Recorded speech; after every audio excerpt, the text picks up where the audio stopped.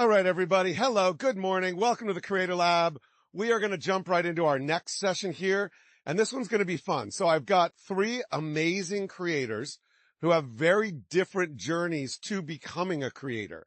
So, and we're going to sit here and just basically do an AMA. I have a bunch of questions I'm going to ask them about their journey, but I won't ask them because I want you guys to actually ask them questions and get involved in a discussion. But if you just want to sit here and listen to them, we can do that too. So my creators are Uptin Saidi. So Uptin was a professional journalist, worked at CNBC, is now a full-time creator, works globally. Lucky Lopez is from right here in Las Vegas. He's an automotive creator, also leads a group here in Las Vegas of creators called Taco Tuesday, where they get together and connect with each other. And then Cassandra Bankson, who is a skinfluencer, big in shopping, part of the Bay Area creator economy group that I'm building, has a lot of followers and is just an amazing creator. So between the three of them, they're doing all sorts of different exciting things, and we'll get into that as we move along. So I want to get a little bit of a round of applause as we get Cassandra, Lucky, and Uptin up on stage. Come on up, guys. So welcome. I want to just kick off real quick. I want to talk about your creator journey. Uptin, you're like studying your water. Have you learned anything from your water? Not yet. All right. Since I started with you, tell me about your journey from being a journalist to a creator, and where you're at. Yeah, sure. So I used to be a producer journalist for CNBC. And in 2016, my boss asked me like, hey, why don't you launch our YouTube channel? And I told him, I said, I didn't join this company to do some YouTube videos. I literally said that to him, and his face dropped, and he goes, I wouldn't discount the potential of YouTube in the upcoming years. So I took on the task, and before that I was obsessed with doing the traditional TV thing, and he was the one who challenged me to do digital. And then I fell in love. It was amazing I basically became a vlogger for CNBC. I was kind of one of the first to start filming on my phone instead of the DSLR cameras. I was the first to kind of do selfie mode. And I noticed that anytime we would do these kind of lo-fi productions on YouTube or Facebook, wherever we were putting them, they would actually get a lot more views than when I would, bring out our camera guy. And so, I just loved it. And then COVID happened, and that's when I was like, you know what? I think I could do this for my own brand. So I left and started with 0 followers, and now I have about 3.2 million across platforms. And it's been really exciting, and TikTok has been really big for me. So a lot of times people say, do you do YouTube? Do you do TikTok? I'm a big believer in posting across platform. I find it crazy that some people just will focus on one or two. I always will reformat and recut and just post everywhere. What were some of those signals that you saw in 2016 early on that changed your mind from YouTube? Why? I'm a journalist. Yeah. And then you were like, oh my God, this is great. What were some of those things that got you going? Yeah, after maybe 3 or 4 of videos for YouTube, some of them would get already 200,000 views. So there was 2 things. One was before I would do live television, and I was actually living in New York and then Singapore, and I would always want my friends and family like, oh, I'm going to be on TV at this time, at this, and then I realized like YouTube transcends time and live viewing, right? Yeah, you can watch for months and months and years. Like, how crazy and cool is that? And anywhere in the world. And so it just became this no-brainer. If I want my work to be seen, like, where's more, impact, where's more viable, it's going to be YouTube, not TV. Yeah, and I've done live TV, those dopamine rushes you get from live TV. It's really interesting that probably you started replacing them with view counts and everything on YouTube. And you're like, wait a minute, this makes me feel even better. Lucky, how about you? You're here. I don't think they call you carfluencers, do you? Do they? No, I don't think that's a word. But you're an automotive influencer, among other things. You do amazing stuff. You had quite a car you were driving around yesterday, which I'm sorry I didn't see you, but talk about your journey for how you went from whatever you were doing before being a creator to being a creator. Okay. I owned a car dealership here in Las Vegas, and mine was kind of a funny journey. I did it because I wanted to save money. I was spending about $20,000 a month advertising my dealership, trying to compete with big franchise stores. And I started making really funny commercials. I would rent a Tiger. I'd put it in a smart car. We'd drive around Las Vegas Boulevard, get people filming us and freaking out. This is before Tiger King, before everyone got canceled. And, it just kind of brought a lot of A real eyes. tiger. A real tiger, yeah. A real tiger, Yeah, not a stuffed tiger. No. We would bring the camels, monkeys, like all these just crazy things just to get people to laugh, to watch our channels. And I started noticing that our Facebook channel back then was really popping. And then we converted over to YouTube, and our ads were getting hundreds of thousands of views. They were being pushed across. So I stopped marketing on my dealership and the traditional way and just did YouTube. And then it just kind of built. I sold it during the pandemic. My goal was to travel the world. Then I got stuck here because of COVID. And then it started as a fun Q&A session, and it just built up. It became leads for my company for automotive consulting, and then it just went on from there. And I've always loved cars, so I figured I'm just going to do whatever I can, put it on film and see what sticks. And so far it's working. And I think across my platforms, YouTube's like 530, Instagram's like 400 something, so maybe close to 1 million across all my platforms. Talk a little bit about the community that you've built and are part of here of creators, because, for a long time, creators went to LA and LA was the place. And now we know creators are everywhere and communities of creators are everywhere. Tell me a little bit about the community, how it came about and what you guys are up to these days. So the idea came from like the automotive sector. We always have these big consulting groups. We get together, we share, we network. And when I started to learn about YouTube, it was very standoffish. Everybody was like, oh, I'm holding on to my trade secret. I'm not going to share. And so we started reaching out to a lot of different creators. A few of them are actually right here. Shout out to you guys for coming. But we wanted to just share that tribal knowledge. Like, hey, what camera do you use? What brands are you using? What are they offering you? What should I ask for? How can I get better? And we started almost 2.5, 3 years ago with just a simple Taco Tuesday with maybe 5 of us. Now in our emailing group, there's 250 of us, creators from majority are in Las Vegas. We have quite a few from LA, New York. Pretty much we have a few people in Australia. Everybody just flies in maybe once a month just to hang out, network, and kind of share because I love this industry, and unfortunately a lot of the creators are just not open to sharing. So that's why when you asked about this, I was totally behind it, because this is something that even people are thinking about getting into it. You can watch it on YouTube. That's great. But I think if you can actually talk to creators in person, we can answer a lot more questions. Creating is a very lonely job. You're definitely an outdoor cat. So it's great to see that. Is anybody here from Las Vegas as a creator? You guys are, cause you're in the group, but sorry, those are the guys, but if you're not, definitely talk to Lucky about it. Cassandra, what about you? Tell me about your journey as a skinfluencer and now really being kind of the face of a whole big part of YouTube these days. Thank you. Before and the TikTok face, and others too, by the way. before the face, it wasn't a face I liked to look at in the mirror. My journey started off as a runway model with severe cystic acne. And I was being bullied in school, called things like pizza face and connect the dots. I'd go home and cry every day. But then I could put on these layers of makeup. And I could book photo shoots and I could do castings and get money. And it was so dichotomous because this one side of me is being bullied and hates the way I look, but the other is being praised for being pretty. And I felt like I was living a lie. So in 2009, there was this little video website that no one had ever heard of called YouTube. And I saw these other girls who were posting their makeup routines. So I was like, I have a makeup routine. And it actually gets me through every single day and has saved my mental health. So I stripped off all my makeup thinking that nobody would see it. And the next thing you know, I'm sitting on my parents' living room floor and I get this phone call from a girl named Allie. And she says, hi, I'm with Good Morning America and Robin Roberts wants to speak to you tomorrow. I was like, what's a Robin Roberts? So my biggest insecurity was put on TV and it ruined my modeling career.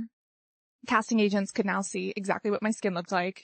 Everyone was watching how I covered my makeup and saw my biggest insecurity. And that was the best, worst thing that happened because it forced me to be okay with my skin, to speak honestly and openly about mental health and insecurities. And I actually became a medical esthetician to help other people with their skin and to clear my own. And as brands wanted to sponsor those, they said, hey, you sold out of our product at Sephora. People thought I was doing advertisements when I was just talking about products I loved. And I said, I should be putting affiliate links on this. So started doing campaigns, started turning down brands. And then when a brand would say, hey, we have an anti-wrinkle product or we have something for, skin of color. I said, I don't have skin of color, but I've got friends from the modeling industry who do.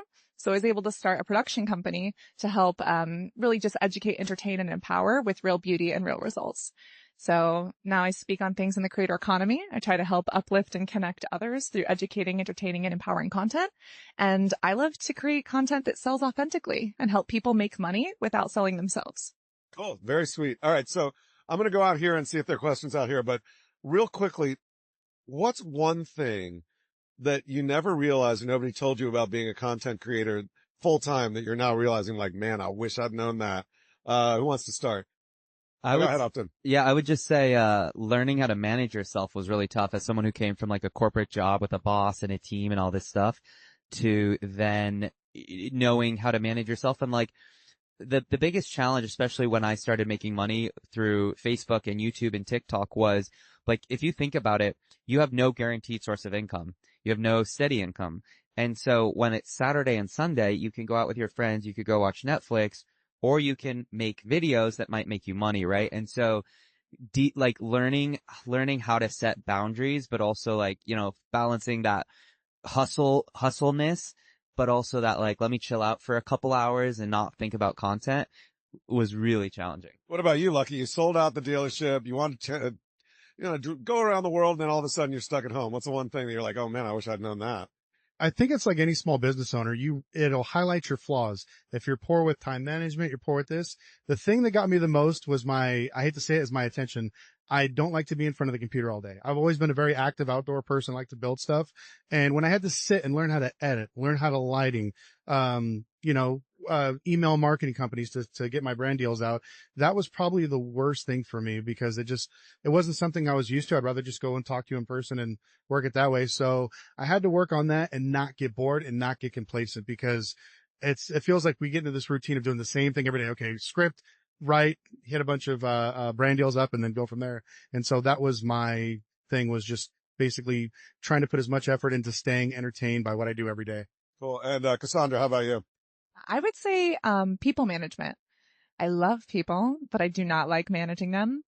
And as a creator, as someone, who's entrepreneurial, you have drive, you have instinct, you have these things that you just can't put down in your brain. It's like little brain vitamins of ideas. But when you're managing or working with other people, they don't necessarily have that drive. And so you really have to step into a leadership position, which as creators, we're not taught how to be CEOs. We're not taught how to manage those things. So, real fast learning. Yeah. All right. Good stuff. We have a question right here and we're just going to work around. Okay. Lucky. I went to your Taco Tuesday. My daughter, Amanda from Swell Entertainment, got me there. I'm Dan from My Allegedly. I have 310,000 subscribers. She's got 500,000, but I've been to that party. I mean, he had a petting zoo. He had tacos.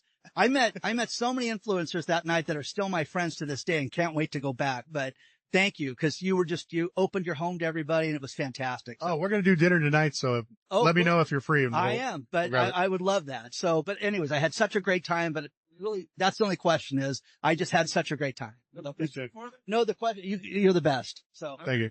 That's not a question. That isn't a definitive. Hey there.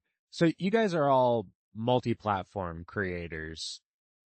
How was growing your followings on each of those different platforms? Did you have ways that made it easier to get followers from one platform to go somewhere else with you? Do you feel like you could have gotten greater growth on one platform if you really focused on just YouTube? What do you think? I'll go last. Mine's pretty hilarious. So for me, I hit 1 million on Facebook first and then TikTok, which are, if you think about it, they're kind of opposites in terms of the users and everything like that. But one thing that made them, like, because I cover tech and money and economics, I do very much like knowledge-based content. And so if you think about it, that kind of content adapts really well to scrolling styles of feed, and Facebook and TikTok are primarily scrolling. Now Instagram is too, but Instagram really is more about intimate or parasocial relationships that you have with that person. And then YouTube is the least like that, right? So for me, Facebook and TikTok just happen to work out really well for my content. And then one thing I do in terms of the cross-platform thing, I see TikTok as kind of like a playground to post anything.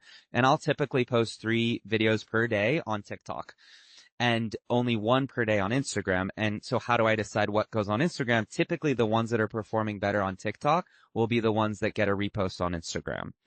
But now there's something called trial reels on Instagram. So you can kind of just, it's basically like you post it as a trial reel and it won't go to your core audience. It'll go to everyone but your followers. So it can kind of test it itself. So it's a little bit lower barrier. But in general, I think TikTok should just be like, have fun, explore, even things that you may have just posted as an Instagram story for 20 seconds talking about catch up or whatever. Post that as a TikTok. Like there's, sometimes those are the ones that are going to perform the best, the ones that you plan the least. By the way, Upton, I love this. So TikTok is off Broadway. Instagram is Broadway. Yeah, that's right? a good way of putting it. Yeah, absolutely. Cassandra, how do you handle multiple platforms? Multiple platforms can definitely be a challenge, but something that I think helped really early on was just consistency. Being consistent, doing more of what worked and less of what doesn't. And I think as a creator, you will start to gravitate towards a certain platform. So for me, with about 2.3 million on YouTube, I'm able to have these long form conversations and dive really deep into the nuance of skincare ingredients or a topic of conversation. And that just naturally lends itself to having these communities that are really, really deep and convert really well. Now on TikTok, love Instagram, but there's only so much you can get around in 60 seconds or in 3 minutes. And so even though it's a great place for growth, it's not necessarily the best place for my audience to go deep. So if you're wondering, you have limited time, you have limited bandwidth, where are you going to put your attention? Start posting on the platforms and see what you like. Then focus on that one platform, but literally pay someone, find an intern, find someone on Upwork, use something like Opus Clip, repurpose that content onto other platforms and just see what pops off. And that way you have a presence everywhere, but you have a home base somewhere. And then do more of what works and less of what doesn't. What about you, Lucky? Mine's very similar with Cassandra. Like I'm 100% in YouTube. I tried posting on all the platforms to see because, cross platforms, you're supposed to get more subscribers and more people see your content. But that's the great thing about like talking to other creators. Some people, they may get more people off of TikTok, Instagram. When I posted, I was spending about $1,500 a month and I think I got maybe 5,000 people on TikTok over 6 months. That's pretty bad. So I kind of just gave it up. I post just out of an automated session, but I believe that if you have the bandwidth, you don't know where your thing's coming from. So in the beginning, I would put your face everywhere, but once you find your niche, that's kind of where I go into. Once you become big, like Mr. Beast or something, of course you got to be everywhere, but then you got 30,000 interns that are posting your stuff for you and everybody wants to edit for free. But as a small creator, it's a lot of time. It's a lot of headache. I would just stay with one and kind of grow it from there. Pick what works for you. Here you go, Ted. To that point, very early days to ignite an initial audience, what do you have to do? I mean, in terms of frequency, content, the whole 9 yards. Yeah, it's a good question. Talk about getting started. Who wants to start? I would say for me, like, I don't want to say like the golden days are over, but like, it was so much easier to grow on TikTok in 2020 and 2021 than it is now. And so there was you got to think about it in terms of supply demand, right? And so like the supply of content on TikTok was much lower relative to the demand. People were locked in and it's a new app and everything like that. And LinkedIn actually is really good too when you think about supply and demand. I think less than like 5% of LinkedIn users are posting on LinkedIn, but you have, a lot of users. And TikTok is still really good. I still think you'll outperform on TikTok. Why? Because TikTok, yes, you can post photos, but it's still predominantly video. And how many people in the world have the courage and the audacity to make a video? Very few. Versus a lot of people have, the courage to post a photo or even on Facebook to post an article and with a little blurb or just a caption or a recipe or whatever. So again, when you think about supply demand, TikTok is great. I think, I know it sounds cliche, but authenticity is key. I see so many first time creators talking to me one way and then the second they hit the record button, they become this whole different personality. And like, that doesn't work. You got to talk as if you're talking to one single individual on the other side of the screen. So I'm going to make a little bit of a pitch here. The panel after this is actually called The Power of Authenticity. Jerry Wan back there all the way in the back will be on that panel. We're going to get into authenticity much more deeply. And if you saw Renee Ritchie, yesterday from YouTube, he'll be on that as well. So anyway, keep on going. Cassandra, talk about getting started for you. Yeah, for getting started, there's a saying that says the best time to plant a tree was 10 years ago. The second best time is now. It's the same with content. Sure, it's more saturated than it was a decade ago, but it's going to be even worse in 3 years from now. And I think we are at a pivotal moment where we have so much opportunity.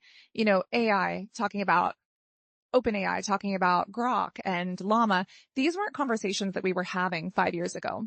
And with the advent of AI, I think that it's a tool, could be used as a weapon, but we can use it to work smarter, not harder.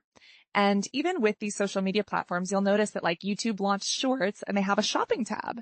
And all those videos that have a tag product seem to do better. Or TikTok has a live streaming category and they just launched Thoughts, like on Instagram where you can have a thought bubble. Anytime you post a thought bubble, all of your feed posts take off. So I would say focus on the platforms that you use as a user because you'll be more integrated into that community authentically. But then also utilize every single new tool that these companies create because every time they create a new tool, they kind of boost it just to see, is it working? Is it not? Instagram trial reels, thoughts on TikTok, YouTube tag shopping shorts, or YouTube courses. And so if you're just on those apps naturally, play around with the tools, see what sticks, and then you'll be able to gravitate and do more of what you enjoy. And eventually I think that anyone who stays persistent, it eventually pays off. If you speak to anyone, it's like it didn't really happen overnight. Everyone's like, yeah, we had that one pivotal moment, that one time GMA called, but we were creating videos for 3 years before that, stumbling and failing. So yeah, it would have been great to start in the very inception of the internet, but the second best time is now. And I think we have so many tools available. It's silly not to. So I want to riff on that a little bit as an accidental LinkedIn influencer. I leaned into new things as LinkedIn came out with them, and that helped me grow newsletters. I put my newsletter on there and now it's up to 30K. Video came out, started posting video, and like there was 300,000 views on a video of me talking about TikTok with a stuffed Bowser. And for some reason they liked it. So lean in, but definitely lean into the new things that are coming out as well. Lucky, how about you? My beginning sucked, just like everybody else's. All the videos we made were just absolute trash. I did it for 6 months thinking that, consistency was the key. We're going to do something better. My niche didn't exist. There was no car dealers buying and flipping cars on YouTube. So I did mine a little bit different than the traditional way. I was spending $3,500 a month on YouTube ads. I was doing pre-roll ads, I was doing discovery ads, and I would find all my favorite automotive creators and I started posting them there. So I only had about maybe 50 subs and I was getting maybe 10 views a video.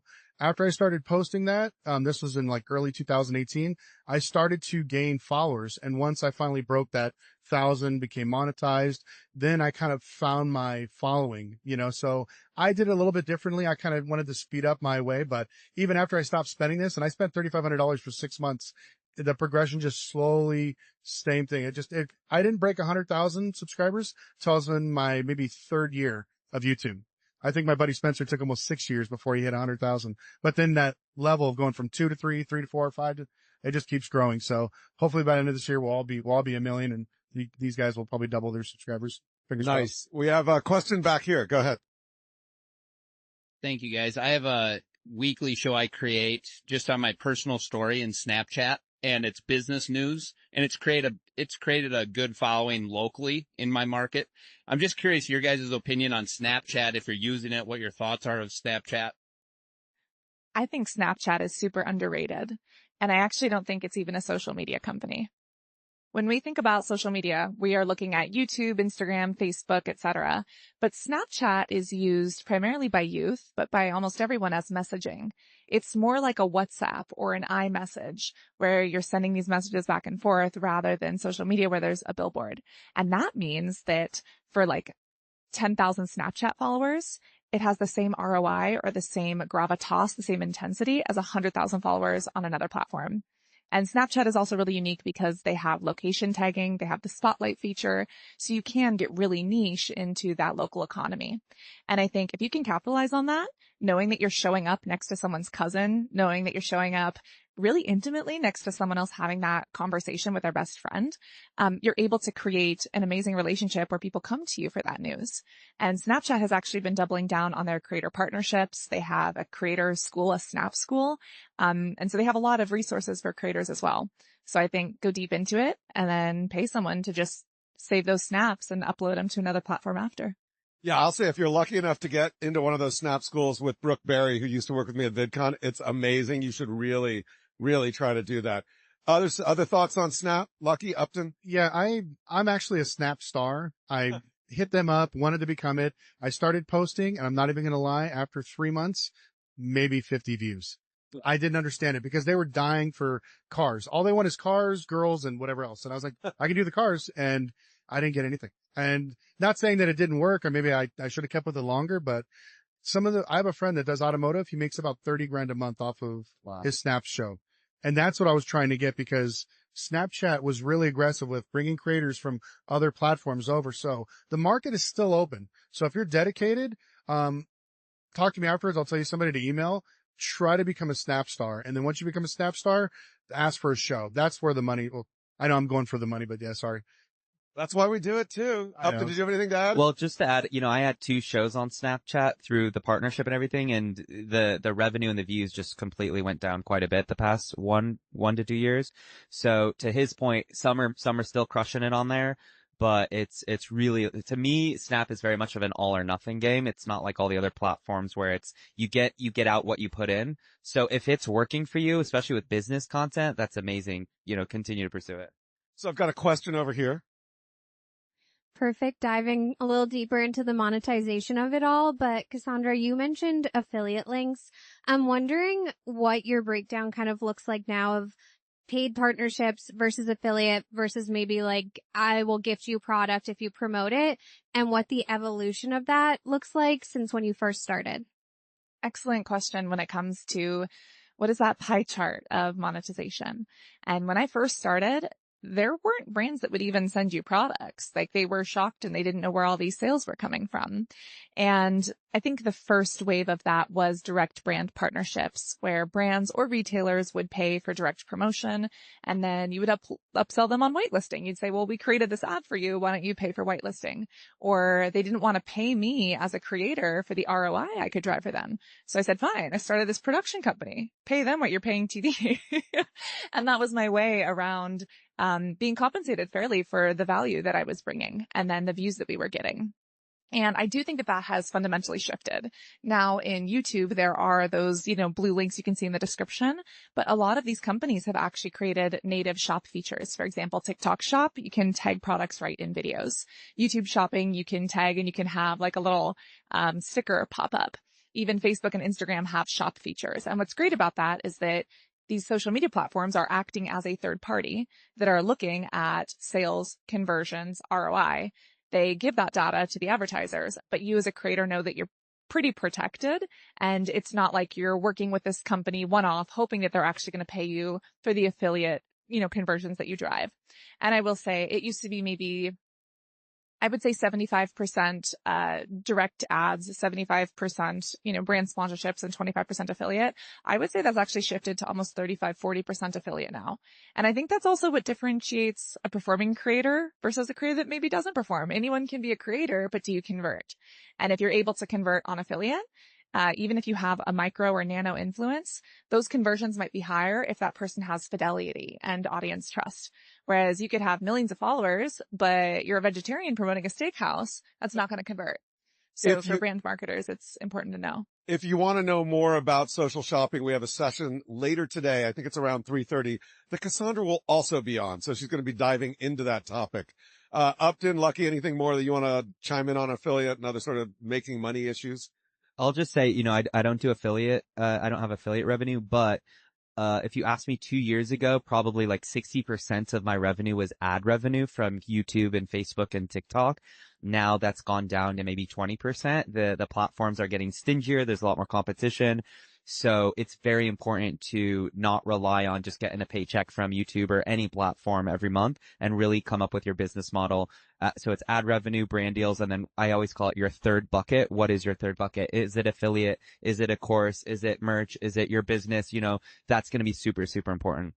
No, 100%. Yeah. The AdSense literally disappeared. I'm making from 2 years ago, I'm making about 20% on AdSense of what I was back then. My brand deals were cut in half, but I'd say about 80% of my income is brand deals. Affiliates, I just gave up because they just weren't doing. My audience is 90% US, which is the highest I know out of all of our group. And I would convert, but these brands don't want to pay. So I think it's very important to build your own brand and develop a product, white label something. people become very successful, because I feel like now everybody's approaching social media as a business. So now you're not just messing with just kids filming in front of a camera. I have friends, real estate friends, that are dropping $100,000 a month on productions. That's who we're competing with. I thought I was crazy for spending $3,500 a month when I first started. That's peanuts now. These guys, like, you're going to walk some of these booths and you're going to see YouTubers buying these $80,000 cameras for their studio because their parents are rich and they just wanted to throw a bunch of money at it. So just keep that. You got the fun people that are going to do it for love, and you got the other people that can do it for money. All right, we have another question over here. By the way, if you saw the birds fly over, those are actually drones, and they cost $100,000 each. And there are 3 YouTubers using it. All right. So my background is in unscripted. I cast and develop content strategy, sell shows. Curious, as creators, what is the biggest challenge that you have? I know that Machine going behind these shows, these unscripted shows that we are launching, but as an individual, as a content creator, what is the biggest challenge for you guys in, is it the creativity? Is it getting the quality? Is it, kind of aside from, partnering with the right brands, but really just actually creating and pushing it out there? What is kind of the white space for you? To be honest with you, I think, like I do on my channel, I do this segment called Used Car Update. I just talk about car prices, pisses everybody off, gets tons of engagement. Every time I do that video, it's gold. But I hate beating a dead horse. I hate talking about the same thing. I'm sure you guys have a lot of creators where you see where they talk about the same thing. So we want to switch it up. We want to, hey, I'm going to tell you a little bit about my family, my life, my friend Uptin here. We're going to talk about maybe this group, and it gets 5,000 views and your views bomb. And now you're going to pay for it for the next month. I think the thing that really puts us down is I can always think of new ideas, but when you don't get benefits from putting out new ideas, just like script writing, like why is everybody rehashing old IP? Because it works. And it's the same thing on YouTube. It drives me nuts because I would love to interview both of these people and say, hey, tell me how you got started, because this is what really intrigues me. But then when I put out in front of my viewers, like, you just get slapped in the face, and YouTube will punish you if you view a little bit away or skew from your normal talking points. So to me, that's the biggest, I guess, air out of your balloon is you want to be creative, but sometimes you can't because you've pushed yourself into this niche that you can't work your way out of. And you always hear the story about YouTubers pivoting. It's hard. I'm trying to do it right now, from talking it to going out and doing more stuff out there. But I don't know if you guys have anything similar. I guess it is that struggle of passion over performance, right? Just because we're passionate, we're creative about something doesn't mean that our audience knows us for that or wants us for that. And I think there is value to niching down, but you can sometimes feel stuck. I think for me, one of the hardest things is balancing the mental health aspect. What always works in traditional and news media is negativity. We have this little area of our brain called the amygdala that is primed for fear and negativity. And that's why every single news headline historically for the past 50 to 100 years is shocking or devastating. But if you want content that performs, if I'm smiling in a thumbnail and super happy, it's not going to perform the same way something that's shocking or crying or a little bit scared. And that's important to hook the viewer so that you can give them that message of positivity and share that message that's really valuable. But it can be hard to feel like, you're constantly having to look for that negative hook or that negative spin or that neutral spin just to grab that initial attention. And I would say for me, that's one of the hardest parts, because I want people to feel entertained and empowered by the content I produce.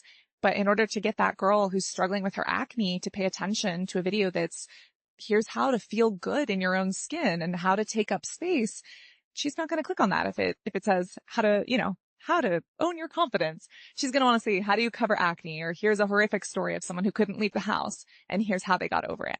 So, yeah, it can kind of take a mental toll. How about you, Uptin? Yeah, for me, the biggest challenge is honestly just prioritizing my time. A lot of times people are like, oh, do you ever run out of ideas? And I've never have that problem. I suffer from the opposite, where I have a list of like 200 ideas that come to me that I want to work on, but how do I prioritize which ones to do and let go of ideas as well? So those of you on stage will see the countdown clock is blinking in the red, but we started a little late. So we're going to do one more question over here. If you all are okay, 2 more, 3 more. We're going to do a really quick lightning round. You guys okay? Another 10 minutes? Right. Okay. We got a bunch of questions. So Denim, take it there really quick. How do you guys decide videos to amplify as far as financially? Right. We all have cross-platform things. You put a couple of videos out What is there a video? Is there a topic of conversation that you're like, this is the thing I want to monetize and actually want to financially invest more into? Do you do that for all of them? What does that look like, you guys? So the biggest risk I've taken was I'm building this Mercedes 6x6 on my channel. It's costing me $250,000. You know how many views I got off of that? 5,000 views. It's made me 6 cents off of YouTube. So I don't recommend putting money into a particular type of video, but if you want to try a new style, maybe you want to go do a journalistic investing in somebody, pay a camera guy, spend your money that way. I keep throwing money at ideas, just hoping some of them stick. I'm sure you're going to see it. We're going to sit here. If we look at your analytics, we're going to tell you what works. And that's like mine is the negativity is what works for mine. I was going to say I'm cheap. I don't think I've ever paid to promote a video, but I'll send it to the brands and I'll tell them to pay to promote it. So Uptin, do you promote your own video? Pay for it? So in 2021, I would like boost some videos, mostly on Facebook. I would throw like 10, 15 bucks behind a video. And that actually helped to get my following up quite a bit. I've never done YouTube, or TikTok or anything like that. But no, now I haven't done. All right. Quick question right here. Does anyone manage a brand or do you do it all on your own? And also with all these new AI tools that you talked about, Opus Clip, what are you using? And are there a top 3 that are really helping you drive your sales, et cetera? So for me, I have a manager producer. He's right there, Peter. And so he kind of helps me with like managing. We have a full-time editor and a couple of freelance editors, and he also will do like negotiate my brand deals. That was a big one for me. I don't know about you guys, but like I don't like to talk to brand, like I love talking to brands, but when it comes to the price that they want to pay and me saying, no, can we do this? Can we do that? Like that. It's very hard because you're so personal. It's your brand, it's your content, it's your face. So I think that's really nice to have someone, whether it's an agency or a manager, to do that for you. And then in terms of the tools I'm using, I've used Opus Clip a little bit. It's great. I use frame.io, which is great for working with editors, but for the most part, we use Google Drive and we use Microsoft, Premiere Pro, our editors. And a lot of my videos I'll edit myself in TikTok. Like I won't even assign to an editor, cause if it's like a 5-minute thing, I'll just edit it myself. So we're not using anything crazy, but ChatGPT certainly to help with scripting and things like that. All right. Real quickly. Are you managed and what's your favorite AI tool? Lucky and then Cassandra. I'm not managed, but I have several different brand managers that bring me affiliate deals. And as far as software goes, I have about like 20 of them. Opus Clips, Adobe Premiere, Storyblocks, all the Epidemic Sound, Arts List. I use all of those. And then, I write my own scripts. I kind of just go off my head. Cassandra. I used to be managed exclusively and didn't get paid $500,000. So I said, I'm going to build my own team. So I work non-exclusively with 5 different agents who broker deals. And then if it's not a fit for me, I'll pass them to my friends and get a finder's fee. And when it comes to tools, I'm all about working smarter, not harder. And so for me, if you want to write these down, like Opus Clip is great. You take a long form video, cuts it into shorts. Things like HeyGen for image and AI video generation are great. Gamma for productions. You can write a script or write out your bullet points and it puts it into a presentation, that are fantastic, or a keynote. ChatGPT is great for ideation and for kind of formatting, but also Claude and even a little bit of Grok has been really great. You can kind of put the same prompt into multiple large language models and see what comes out. Okay. We're going to do one more question. There was one over here. It was you. Oh, wait, you guys both. Okay. If you do something really quick and then we'll do something really quick with you and then we'll be on for our next session, which starts at 11:30 about authenticity. Cool. I'll be quick. Hey, I'm Max. I'm from Epidemic Sound. So great to hear that you're using us. I have a question on, related to this on MCNs. Like, feels to me the market is really scattered right now. 10 years ago, was pretty natural to join a big MCN. Right now, you have boutique MCNs, you have agencies, etc. What's your view on the development here? How's it going to look in the future? So it depends what kind of features they have. If it's a US based one, there's a lot of benefits you can get with signing up with them. I'm actually signed with, Culture Genesis. And so they pre-sell my ads for $25 CPM, which means that being a part of this company, they'll pre-sell my ads to other companies wanting to sponsor automotive products. CMSs are great for building They have content management systems. They have a bunch of names for them, but basically it's only good if you have a following and you want to build something outside of YouTube. And if you have any type of sketchy content that might get flagged, like mind racing, or if you do political, I think there's a big future in them. I'm trying to buy one right now as we speak. So they're just hard to find. And most people that have them are burned. So if you want to talk offline, I'll tell you more about it. But yeah, but it's a rabbit hole that most of you guys probably won't care about. MCN or not, I used to run an MCN in the early days, and it was hard. We would lose money on every ad we sold, but things are different now. So, Cassandra, you don't use an MCN, do you? I got so burned by the original YouTube MCNs. I think it depends on if you're a creator, where you're at in that journey. If you're super small, you get ignored. If you're super big, they use your name and they just sign other people up underneath you. And if you're in the mid-range, you can actually really benefit from the community, from the partnerships, etc. Really depends. And then certain MCNs work for certain places, but Upton? Yeah. No. Okay. Quick question, and then we're done with this.